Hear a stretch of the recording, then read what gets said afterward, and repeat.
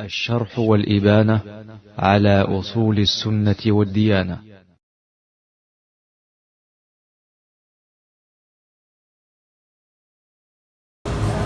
نحمده ونستعين به ونستغفره ونعوذ بالله من شرور أنفسنا والسيئات أعمالنا. من يهده الله فلا مضل له ومن يضلل فلا هادي له. وأشهد أن لا إله إلا الله وحده لا شريك له وأشهد أن محمدا عبده ورسوله. اللهم صل وسلم وبارك عليه وعلى آله وأصحابه وعلى التابعين لهم بإحسان إلى يوم الدين إن شاء الله الرحمن.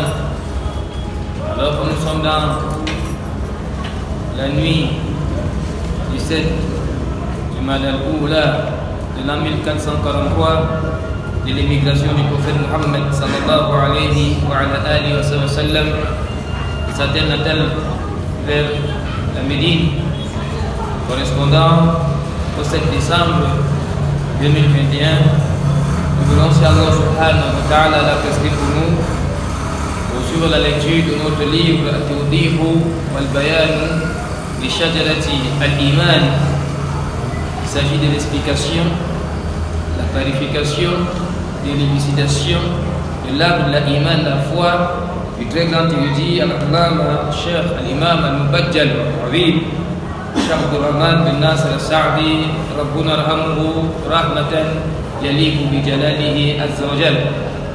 Si le premier chapitre de cet ouvrage qu'Allah nous a permis de parcourir consistait à nous permettre de connaître, de comprendre ce que c'est que l'Iman dans le sens vrai du terme, dans le sens sur lequel Allah a inspiré les Al-Sunnah al-Jama'a, ceux-là qui ont suivi la voie des Salaf al-Umma, les Salaf al-Salih, les peuples nécessaires, à la lumière du Coran et la Sunna, et d'après leur compréhension. Le deuxième chapitre, quant à lui, qui n'est pas moins important, nous aide à connaître les sources vers lesquelles on peut acquérir l'iman. Cet iman-là, si elle est modeste, les sources pour l'augmenter, et pour l'augmenter, pour augmenter cet iman, pour renforcer cet iman, pour raffermir cet iman à sabat. Et aussi des choses qu'il faut éviter pour perdre l'iman.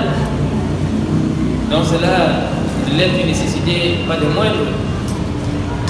Allah nous a permis donc de voir la dernière fois que parmi les éléments qui nous permettent d'avoir l'iman, Marifatul Nabi sallallahu alayhi wa sallam, connaître le prophète sallallahu alayhi wa sallam.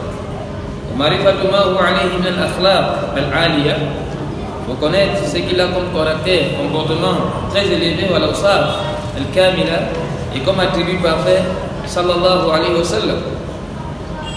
Imaginez ce qui ressort des propos du sahabi Jalil Anas ibn Malik radiyallahu anhu. Écoutez très bien ce propos. Il dit: j'ai fait 9 à 10 ans chez le messager d'Allah alayhi salatu wassalam. Il ne m'a jamais demandé qu'une chose que j'ai fait, pourquoi tu as fait ça. Il ne m'a jamais demandé qu'une chose que je n'ai pas fait, pourquoi tu n'as pas fait ça. Subhanallah.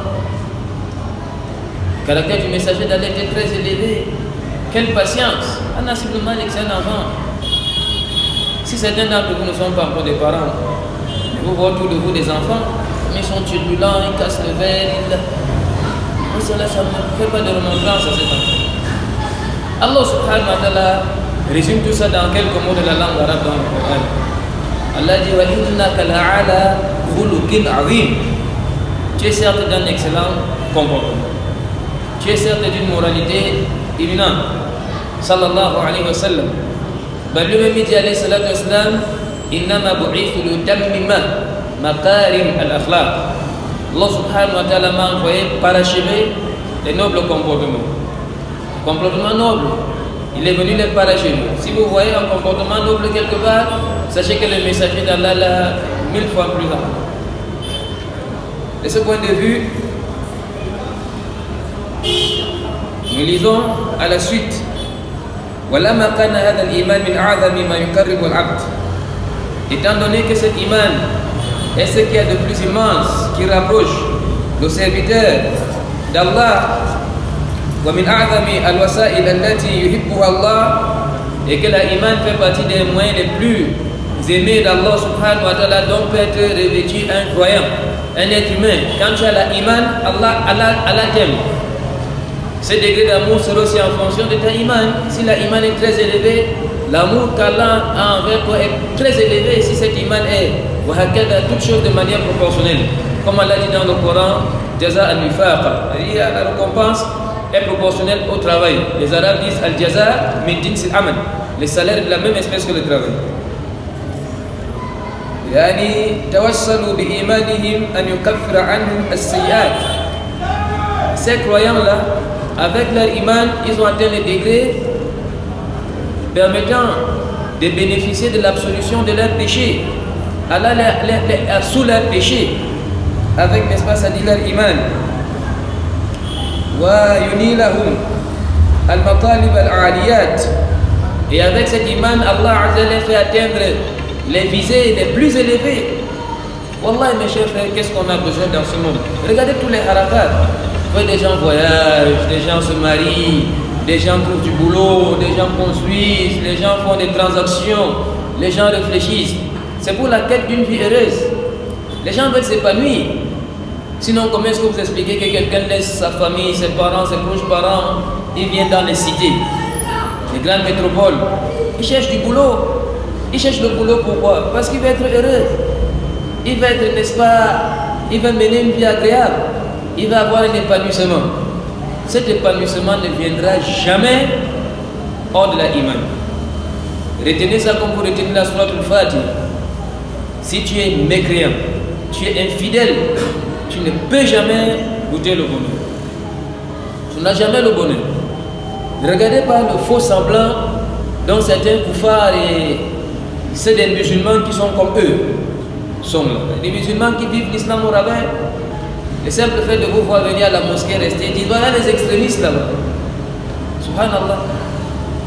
Ces musulmans qui aiment vivre l'islam au rabais, ils vous trouvent étrange. Et c'est normal que vous soyez étrange. Parce qu'un vrai croyant doit être étrange. Parmi les croyants, Kida et aussi parmi les commandes des hommes. Ça c'est la parole du messager d'Allah. Inna l'islam bada ghariba, za'udu ghariba comme bada.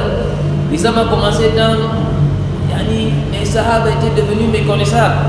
Et l'islam doit redevenir comme ça. Alors que le prophète sallallahu alayhi wa sallam dans le hadith de Ta'ifatul Mansoura, il dit la tazabu ta'ifa min ummati mansurun. Il y aura toujours un petit groupe de gens de ma Notez bien, c'est un petit nombre, c'est pas la masse. Le prophète sallallahu alayhi wa sallam dit il y aura toujours un petit nombre de ma qui seront victorieux. La yadurruhum man khalafahum wa man khazalahum. Ne vont jamais les contredire, ne vont jamais les nuire. Ceux qui les combattent, parmi les koufars, comme dit Cheikh Al-Fawzan dans son commentaire d'Al-Aqida Al-Wasitiyya, ne vont jamais les nuire. Ceux qui les combattent, parmi les koufars, et qui les contredisent, parmi les frères musulmans, ils ne vont jamais nuire en rien. Ceux qui les contredisent parmi les musulmans, ils ne vont pas les nuire en quelque chose. Ça prouve qu'ils vont les embêter, mais cela ne leur causera pas de gêne. Car ils sont sur le droit chemin, le chemin de la félicité, le chemin du soutien d'Allah subhanahu wa ta'ala. Allah dit dans le Coran wa kana haqq alayna nasrul mu'minin. Allah a pris, n'est-ce pas, un engagement dans sa miséricorde de secourir ceux qui sont croyants. Ne regardez pas les gens qui font le désordre sur la terre avec des gros véhicules climatisés, avec des duplex, des choses pareilles. Wallah, ils ne connaissent pas le bonheur. Ils ne peuvent pas connaître le bonheur. Parce qu'Allah a rattaché le bonheur à la connexion avec lui. Si tu veux être heureux, sois un bon croyant. Si tu veux être malheureux, détourne-toi d'Allah.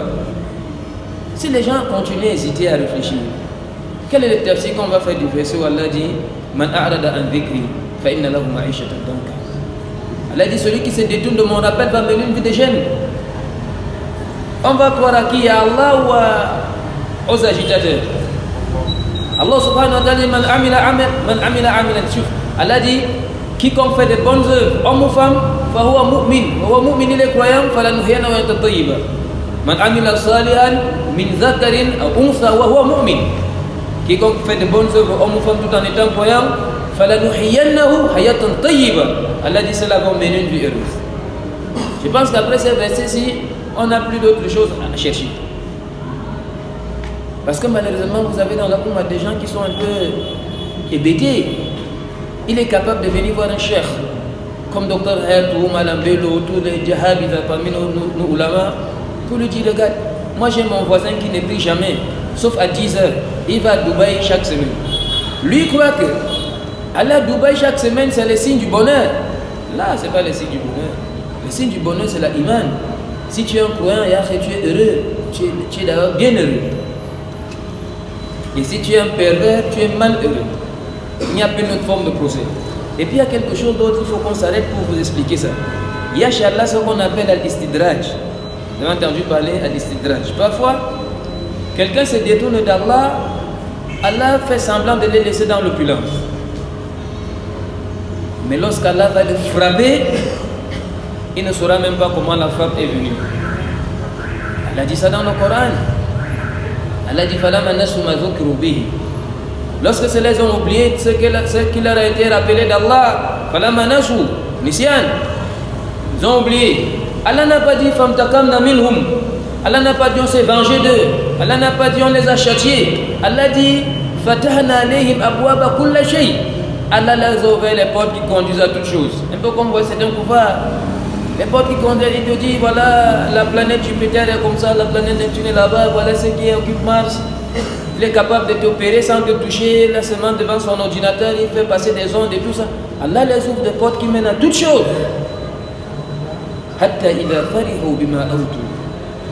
Lorsqu'ils se sont exultés de ce qu'Allah leur a donné, c'est à ce moment-là qu'Allah les a frappés. C'est-à-dire l'insouciance. Ils étaient en train de rêver, ils oubliaient que la saisie d'Allah là, pendant qu'ils étaient en train de se jeter dans le dunya, les malazades, les femmes, des choses pareilles, la saisie d'Allah est venue soudainement. Personne n'attendait. Ils sont trouvés, n'est-ce pas, désemparés. Et Allah a exterminé, comme il dit dans le Coran, Allah a exterminé les derniers restants de tous ces mujrimoun. Waqil alhamdulillahi rabbil alamin. Et on a exalté la louange d'Allah Azza wa Jalla. C'est à cause de ça, mes chers frères, la iman doit être notre plus grand souci. L'argent, les femmes, les décors, les voyages, il faut donner 5% de ça dans notre vie. 2% même. Parce que si tu es heureux dans la iman, tu es vraiment heureux. Et si tu es heureux dans ces choses, c'est un faux bonheur. C'est un bonheur, comme dit Ibn Qayyim dans son livre Rawdatul Muhibbin, dans la rubrique Zamul Hawa. C'est un bonheur qui est suivi, n'est-ce pas, c'est-à-dire de malheur. C'est une richesse qui est suivie de pauvreté. C'est une force qui est suivie de faiblesse. C'est une vie qui est suivie de mort. Il n'y a rien qui perdure avec ces choses. Regardez. Subhanallah, le verset Rabbana, Innana sami'na munadiyan yunadi lil iman, al-aminu bi rabbikum fa amanna. Notre Seigneur, nous avons entendu l'appeleur qui appelle à la iman. Il dit, croyez, nous avons cru. Il dit, nous avons cru. Rabbana, faghfir lana dhunubana. Allah pardonne nos péchés. Parce que ces péchés-là, c'est ça qui nous apporte tous les déboires. C'est les péchés la cause de tous nos déboires. Parce que dès qu'on commet des péchés, qu'est-ce qui s'installe? La rupture entre nous et Allah. Tu ne peux pas être en train de commettre les péchés, Allah t'agrée. Ah bah non. Allah agrée le croyant, Allah agrée le soumis. Donc il faut toujours implorer le pardon pour les péchés. Wabimouna, ça va? N'attendez pas commettre un péché pour demander pardon à Allah. Demandez pardon à Allah toute la vie. Ibn Qayyim dit le tawbah c'est le début de la religion, le milieu de la religion et la fin de la religion. Souvenez-vous que quand quelqu'un embrasse l'islam, la première chose dont il bénéficie c'est quoi? Le pardon de tous ses péchés. Yani, cette tawbah là c'est le début de l'islam. C'est le milieu de l'islam et la fin de l'islam. Barakallahu fikum. Donc quelqu'un qui est un croyant n'attend pas se souvenir d'un péché pour demander pardon à Allah. Il demande pardon à Allah tant qu'il respire. Et maintenant s'il se souvient d'un péché, il demande pardon à Allah s'il se souvient de ce péché. Et le jour qu'il se souvient encore de ce péché, il ne dit pas j'avais demandé pardon la semaine passée, il redemande encore pardon. Le jour qu'il se souvient de ce péché, il demande encore pardon. Le jour qu'il se souvient de ce péché, il demande encore pardon. Chaque fois qu'il se souvient de ce péché, il demande pardon à Allah. C'est pour qu'il demande pardon pour les péchés qu'il connaît et les péchés qu'il a oubliés qui sont les plus nombreux dans la plupart des cas. Il demande pardon pour tous les péchés. Il demande pardon pour les péchés à venir. Quant au péché passé, amrou. Parce qu'il faut que vous compreniez, mes chers frères, qu'Allah ne peut pas châtier quelqu'un à qui il a pardonné les péchés. C'est à cause de ça que les savants dignes de confiance disent que le nom d'Allah, Al-Ghafour, Al-Ghaffar, est meilleur que le nom d'Allah, Ar-Rahman. Pourtant, Ar-Rahman est dans le wazn fa'alan. Et vous connaissez, n'est-ce pas, dans le ilm sarf, c'est awzan que les ulama du sarf ont, n'est-ce pas, c'est-à-dire établi pour développer notre intelligence dans la compréhension de la langue arabe. Et on a toujours l'habitude d'expliquer à nos frères que tu ne peux pas être un bon croyant, tu ne peux pas bien comprendre l'islam, sauf si tu apprends profondément la langue arabe. Tu n'apprends pas la langue arabe comme ça de manière survolée là, tu apprends la langue arabe de manière profonde, de manière très profonde. Parce qu'avec la connaissance de la langue arabe, tu vas comprendre le Coran qui est révélé en arabe, tu vas comprendre le hadith qui est en arabe. Le prophète sans parler le français, là il parlait la langue arabe. Et tu vas comprendre la parole de ceux-là qui étaient à l'école du Coran, la sunna qui sont les sahabas, c'était des arabes. Abu Bakr Siddiq, c'était un arabe. Et tu vas comprendre la parole des ulama qui ont écrit pour nous expliquer les nusus quand ils ont écrit en arabe. Le wazn fa'alan signifie ce qui est immense. Wazn fa'alan, tout ce qui vient sous la forme en arabe, tout ce qui vient sous la forme fa'alan connote ce qui est immense, abondant. On dit par exemple Jaw'an, ça veut dire qu'il est très affamé. Ghadban, il est très fâché. Atshan, il est très assoiffé. Kaslan, il est très paresseux. Rahman, il est tout miséricordieux. C'est pourquoi le nom Ar-Rahman, c'est le nom d'Allah seul. Personne ne peut s'appeler Ar-Rahman. Allah Jalal Allah, personne ne peut s'appeler Allah, personne ne peut s'appeler Ar-Rahman. Allah subhanahu wa ta'ala, quand il décrit le prophète, ça veut dire qu'il est Rahim. Wa kana bil mu'minina rahima. Mais il ne dit pas Rahman au prophète sallallahu alayhi wa sallam. Allah seul est Ar-Rahman. Et quand on dit Ar-Rahman, Rahmati wasi'a, il y a une miséricorde immense. Rahmati wasi'a, une miséricorde qui sait de tout. Mais les savants vous disent malgré tout ça, le nom Al-Ghafour est meilleur que le nom Ar-Rahman. Pourquoi? Parce que lorsque les gens vont entrer en enfer, les gens vont entrer en enfer. Parmi les croyants, là ça fait dit, on dit pas mal à ça, c'est la réalité. Allah Azzawajal va toujours conserver son nom Ar-Rahman.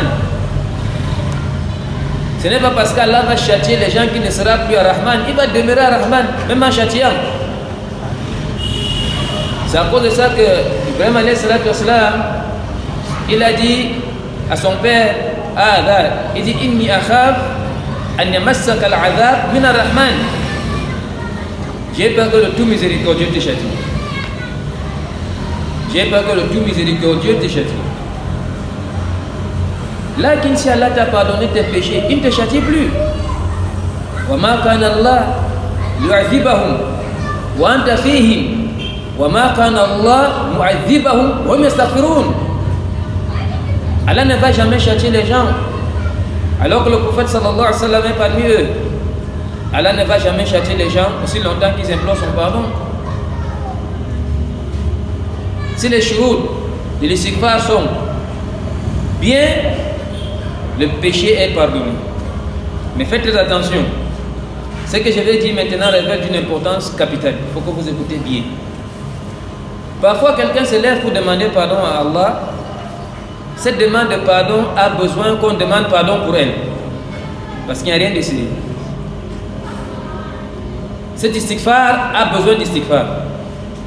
Comme disent les muhakkikoun parmi les ulama. C'est pourquoi il faut bien connaître les shuroud, les conditions d'un bon tawbah, de l'istighfar. Ce n'est pas le mujamal. Le mawqif, c'est le mawqif de l'ibada. Et vous savez que si l'un de nous a commis un péché, c'est obligatoire pour lui de demander pardon à Allah. Et comme toute adoration, il faut respecter les shuroud de l'adoration. Voilà les shuroud de l'istighfar. C'est pourquoi quelqu'un peut se lever et demander pardon à Allah, c'est plutôt un péché. T'as vu? C'est un masala daqiq, dont les ulamés attirent vraiment l'attention des musulmans. L'affaire, c'est pas une affaire de blague, comme quelqu'un peut penser. ولهذا كان الرجل المنصف الذي ليس له إرادة إلا اتباع الحق، يعني مجرد ما يراه ويسمع كلامه يبادر إلى الإيمان ولا يرتاب في رسالته، بل كثير منهم مجرد ما يرى وجهه الكريم يعرف أنه ليس بوجه كذاب. Le cheikh, rahmatan wasi'a, il dit, c'est à cause de ça que quelqu'un qui est équitable, al-munsif, al-insaf, al-adala, quelqu'un qui est juste, celui-là qui n'a pas de visée autre que de suivre la vérité. Parce que vous savez, il y a des gens qui ne veulent pas la vérité. Même si tu lui apportes n'importe quoi, il ne prend pas. Sauf si tu lui dis ce que ses passions veulent. Et nous rappelons aux uns aux autres que l'islam, ce n'est pas les passions. Ce n'est pas le majal de hawa. Là, le majal al-haq.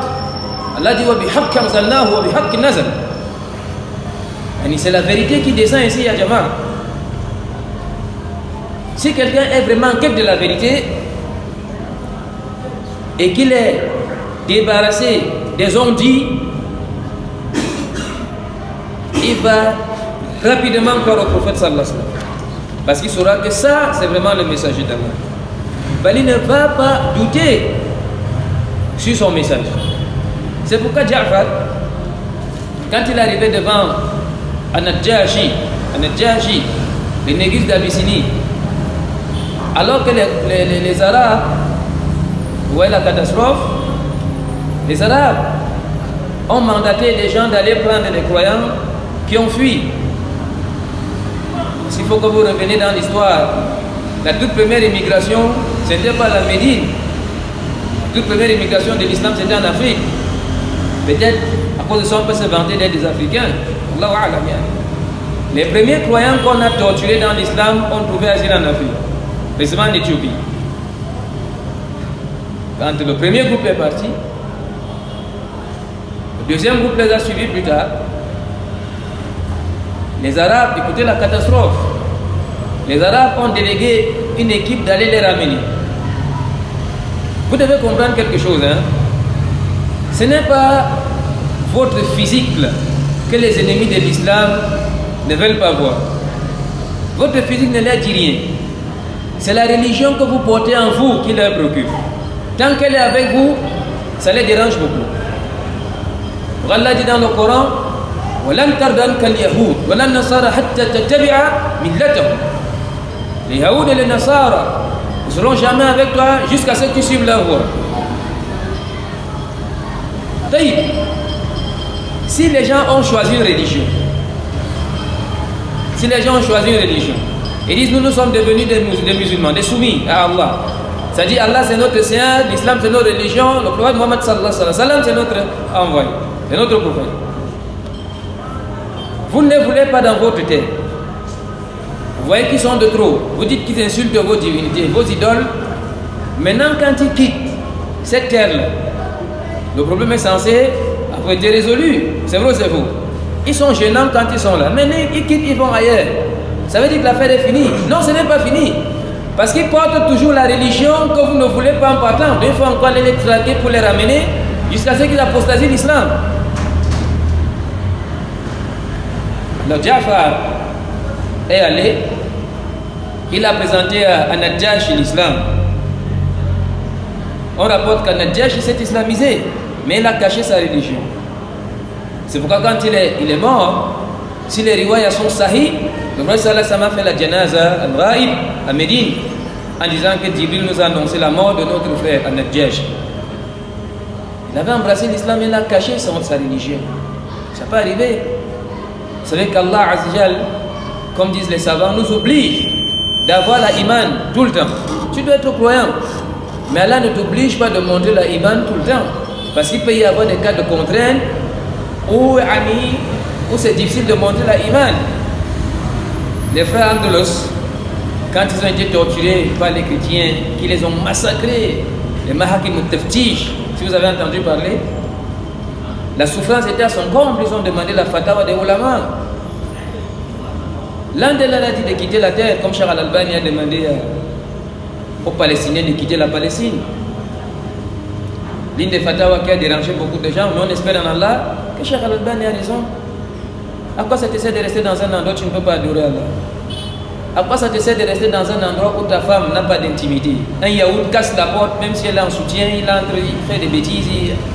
Il n'y a pas de vie, il n'y a pas d'honneur. La terre, c'est la terre d'Allah. Si tu ne peux pas l'adorer, tu vas l'adorer. C'est pourquoi il y a la hijra. Intikal min balad al-kufr, la balad de l'islam. Les Youssouf Kardawi, les Zouama des Ikhwan musulmans, ils n'ont pas mis cette fatawa, ils ont commencé à raconter beaucoup de choses qui ne sont pas très convaincantes. Là, d'autres chiours ont demandé aux musulmans de rester. Que si on les empêche de faire les ablutions, qui plongent dans l'eau avec la niya de faire les ablutions. Si on les ordonne de manger le porc, qu'ils mangent le porc mais qu'ils ne sortent pas de la terre. Peut-être celui qui mange le porc pose un acte de bouffe, parce que le porc est haram. Là, est-ce que c'est s'ils mangeaient le porc par plaisir? C'est parce qu'ils avaient la mort au bout des yeux. Soit tu te plies, soit on te tue. Allah Azzawajal nous oblige d'avoir la foi tout le temps. Mais il y a des cas où Allah ne nous oblige pas de laisser apparaître la foi. Et c'est peut-être, Wallahu a'lam, ce qui ressort de la parole d'Allah, Illa man ukriha wa qalbuhu mutma'in. Sauf celui qui est contraint avec le cœur rempli d'iman. Lakin c'est la contrainte, elle est grave. Lakin aussi sont quand même sérieux. La contrainte ici n'a rien à voir avec les moujamala que beaucoup de frères considèrent comme contrainte. Quelqu'un va trouver un petit travail dans une société de gardiennage, on lui demande de raser la barbe, il dit c'est la contrainte. C'est pas la contrainte ça. La contrainte c'est pas n'importe quoi. C'est pas toute chose où il y a la contrainte là. La contrainte des ulama précise c'est quoi la contrainte réelle. Ta vie est en danger ou tu peux perdre une partie de ton corps. Là, si quelqu'un te dit cesse de prier, sinon la semaine prochaine je ne te nourris plus. Tu cesses de prier, tu ne peux pas cesser de prier. Parce que c'est pas une contrainte ça. Parce qu'effectivement, c'est pourquoi les savants disent ad-darurat tuqaddaru bi qadariha.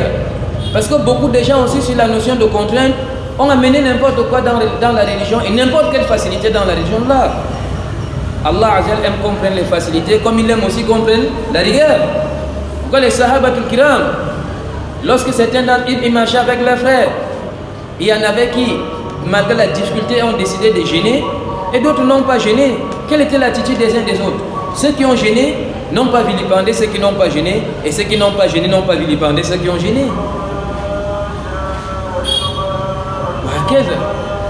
Là, si la contrainte elle est réelle, Allah dit illa man ukriha wa qalbuhu mutma'in. Sauf celui qui est contraint, le cœur est rempli de certitude, de yakin et de iman.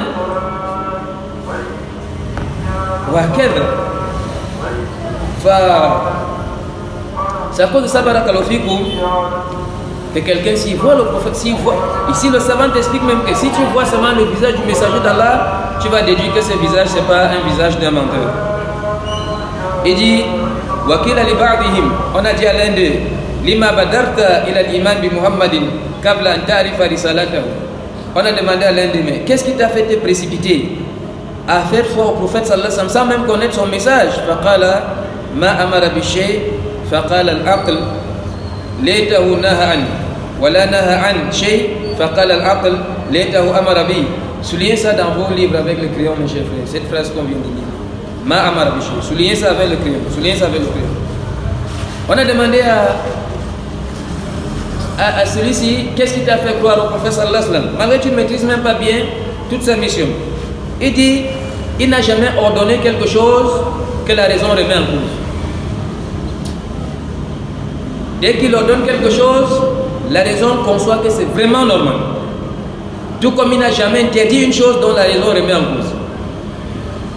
Wallahi, tout ce qu'Allah nous interdit, si on est véridique envers nous-mêmes, on fait, on ne fait pas, même on fait, mais si nous sommes sincères envers nous-mêmes, nous savons que ce qu'Allah nous interdit, c'est pour que nous soyons des hommes dignes sur cette terre.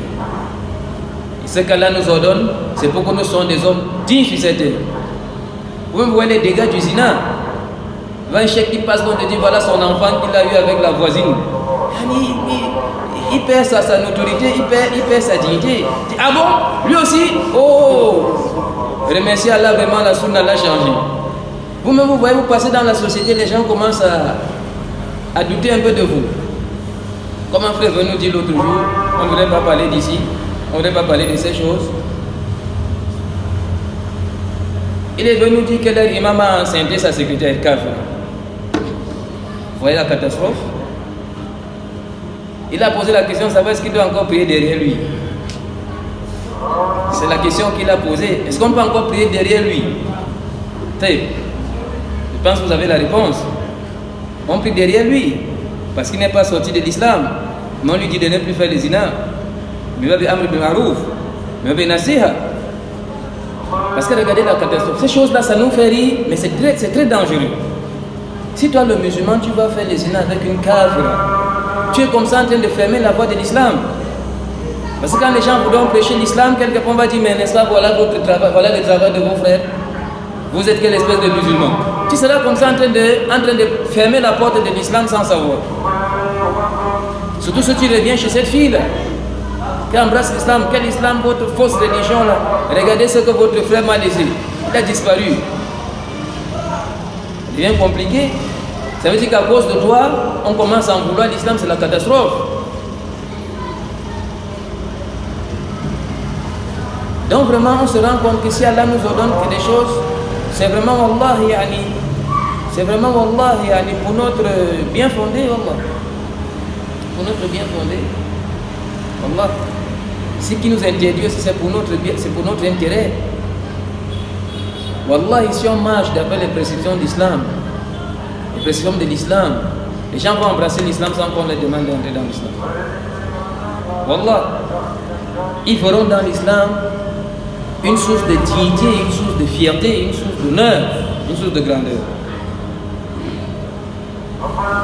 Et dit,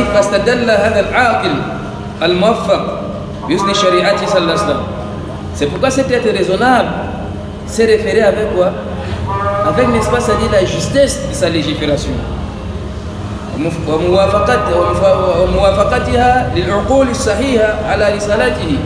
Et les raisons saines collaborent avec le message du messager d'Allah. Il s'est précipité à réaliser l'iman. Regardez, l'empereur romain, malgré qu'il est mon kafir, لما وصف له ما جاءت فيه الرسول وما كان يأمر به وما ينهى عنه. Regardez, l'empereur romain n'a même pas embrassé l'islam, mais il s'est référé avec les attributs qu'on lui a donné du messager d'Allah. Parce que l'autre n'était pas, Abu Sufyan n'était même pas encore dans l'islam. Il a embrassé l'islam plus tard, mais il était chez l'empereur romain. L'empereur romain lui posait des questions au sujet du prophète Mohammed sallallahu alayhi wa sallam et lui donnait des réponses. Hein? Et il a dit il a dit c'est vraiment l'un des plus grands messagers. Il a reconnu, n'est-ce pas, c'est-à-dire la mission du messager d'Allah de manière non, ولكن منعته الرياسة والخشية ذات ملكه من اتباعه. Écoutez donc maintenant, et ça c'est la catastrophe. Il a reconnu que le prophète est vraiment l'envoyé d'Allah. Cette reconnaissance-là implique qu'il devait le suivre. Mais qu'est-ce qui l'a empêché de suivre le prophète? Le pouvoir. Et le fait de perdre la notoriété de ses suiveurs. Subhanallah al-Azim. Kama manat kathiran mimman ittadaha lahu annahu Rasulullah haqqan. Comme beaucoup de gens, ils ont vraiment reconnu que ça c'est le messager d'Allah, mais ils ont refusé de le suivre. Parce qu'on dit qu'ils vont perdre leur autorité, on va dire qu'il a commencé à suivre la religion des Angoussa, c'est comme ça. Beaucoup ne suivent pas l'islam à cause des hommes dit. Au fin fond de son âme, il sait que ça c'est du bon. Mais il regarde son honneur, il regarde son pouvoir, il regarde son argent, il regarde ceci. Il s'est dit qu'il peut tout perdre. Parce que vous savez que l'islam est beaucoup marginalisé. Il faut remercier Allah que dans nos sociétés, on regarde comme le musulman. Mais ailleurs, c'est pas facile. Ailleurs, c'est pas facile. Le musulman n'est pas la bienvenue du tout. Le simple fait que quelqu'un soit musulman, c'est un problème. Ben, le simple fait, même si on ne voit rien de l'islam sur lui, et qu'il porte seulement un nom musulman, c'est encore son problème. Wallah. À plus forte raison, si Allah vous dit dans le Coran, Inna alladhina kafaru yunfikuna amwalahum liyasuddu an sabilillah. Les kuffars dépensent de leur bien pour obstruer le chemin d'Allah.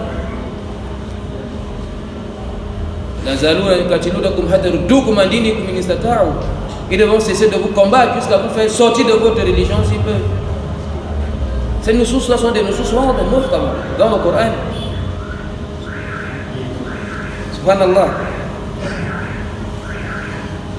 وهذا من أكبر موانع الإيمان في حق أمثال هؤلاء. Le fait que ceux-ci ne parviennent pas à embrasser l'islam seulement à cause de ces choses-là, de l'amour, de l'honneur et de la richesse et des biens, c'est la catastrophe. Si le message de l'islam te vient avec tous les arguments et que tu conçois que c'est la vérité et tu refuses de suivre, tu es mécréant. Allah dit dans le Coran, l'avertissement est venu. Si tu te détournes, tu es kafir, sans aucune autre forme de conseil. À condition aussi que le message soit vraiment bien transmis. Parce qu'il y a aussi des gens qui ne transmettent pas bien le message. Ils ne transmettent pas bien le message. Ils ne transmettent pas bien le message d'après les prescriptions divines. Lui, il suit ses passions, il fait des choses. Ça, c'est différent. Nous sommes en train de parler du message bien élucidé. Celui dont l'argument est levé. Ce dont le bayan est wab. Si quelqu'un refuse après ça, il est mécréant. Comme Abu Talib et tous ceux qui sont comme lui. Quant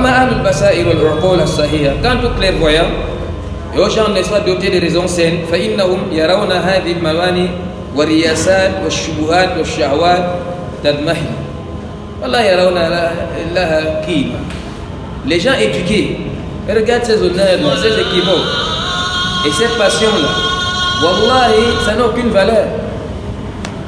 Ils regardent le pouvoir, ils regardent n'est-ce pas les équivoques, les passions, les ondits, l'honneur, le respect, les gens du village, ça n'a aucune valeur à ses yeux. Il se plaît à l'islam à la toule. Et c'est pourquoi quand vous lisez la biographie de certains Sahaba, c'était des gens qui avaient le monde à main. Dès qu'ils ont embrassé l'islam, ils n'ont pas de quoi manger. Mus'ab ibn Umayr, il est né d'une famille riche. Il était, n'est-ce pas, la fierté de la jeunesse.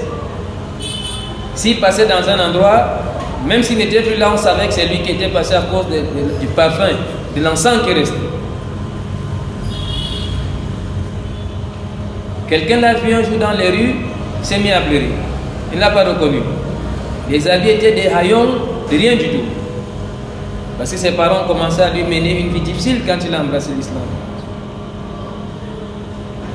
Mais si tout pouvait finir ici, on comprend.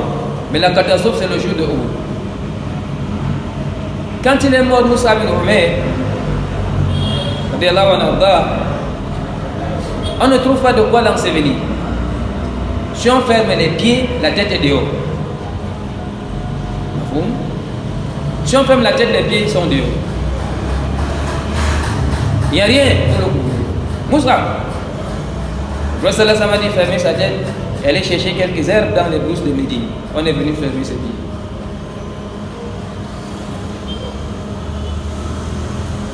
Vous voyez, ça dit, c'est ça.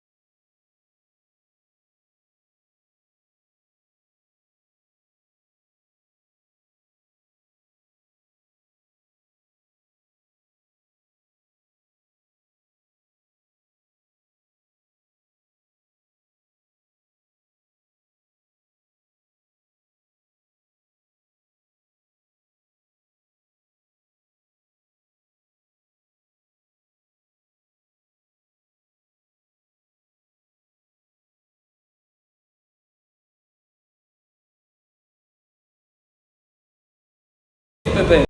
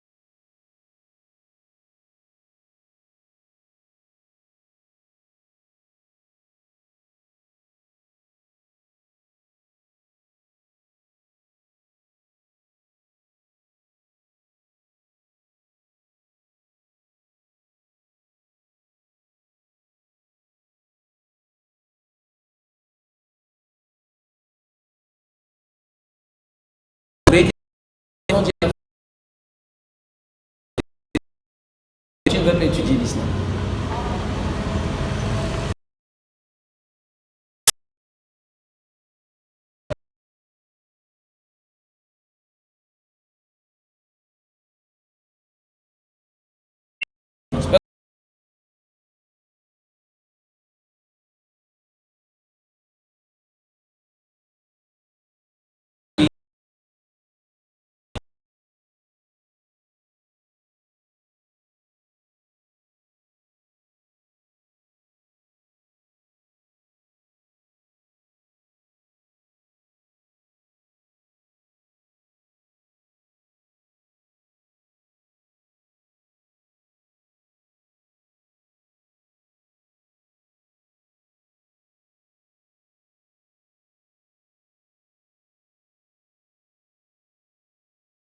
Pas marjoum.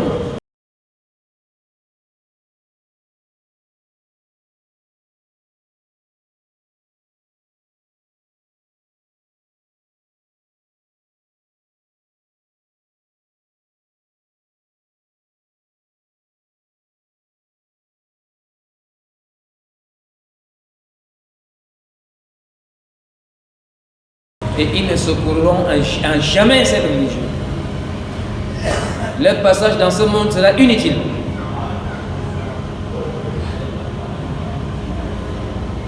Leur passage sera inutile.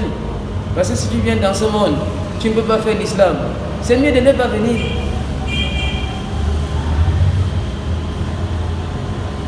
C'est des frères qui passent le temps à s'amuser, là. Ils ne veulent pas étudier, là. Ils fassent attention.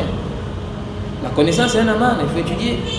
Il ne faut pas seulement étudier, il faut étudier sérieusement. Et parmi les choses qui aident, c'est de lire la biographie des grands savants, voir comment ils ont étudié. Mais les histoires où quelqu'un vient, disparaît, il ne prend pas de notes, il ne lit rien, n'a rien, et tout ça. Ces balades-là, ça ne nous aide pas. Le travail doit être un travail sérieux, qui n'a rien à voir avec des blagues. On se guide vers Allah avec ces choses-ci. hommage vers Allah avec la science juste. Le premier commandement d'Allah, c'est la science. La toute première révélation du Coran, c'est quoi? Iqra, lis. On lit pour faire quoi? Pour acquérir la connaissance. فصلى اللهم وسلم وبارك على نبينا محمد واخر دعوانا الحمد لله رب العالمين سبحانك اللهم وبحمدك اشهد ان لا اله الا انت استغفرك واتوب اليك. الشرح والإبانة على أصول السنة والديانة.